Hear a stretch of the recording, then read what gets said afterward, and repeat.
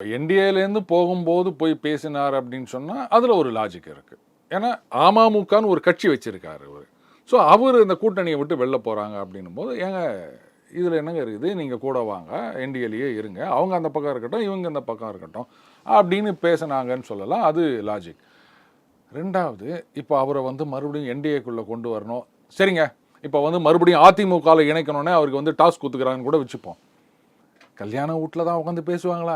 சுற்றி அத்தனை பேர் உட்காந்துட்டு இருக்கும்போது, என்ன டிடிவி சார், நீங்கள் வந்து அதிமுகவுக்கு வந்துருங்க, நாங்கள் பேசுகிறோம், இப்படி யாராவது பேசுவாங்களா? ஸோ இப்போ எல்லாருக்கும் தெரிகிற மாதிரி கல்யாணத்தில் போய் பேசிட்டு இருக்காங்கன்னு வச்சுக்கோங்களேன். இப்போ 2 பேரும் எழுந்து தனியாக ஒரு ரூமுக்கு போகிறாங்கன்னா, அப்போ அங்கே இருக்கவங்கலாம் பார்க்க மாட்டாங்களா?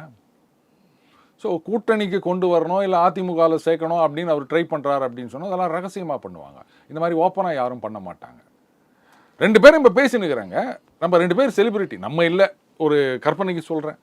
அப்போ நம்ம 2 பேரும் எழுந்து இருங்க நாங்கள் தனியாக போய் பேச போகிறோம் அப்படின்னு சொன்னாலோ, இல்லை சொல்லாமையே நம்ம 2 பேரும் எழுந்து போனாலோ, பின்னாடி ஒரு 10 பேர் வரதான் செய்வாங்க.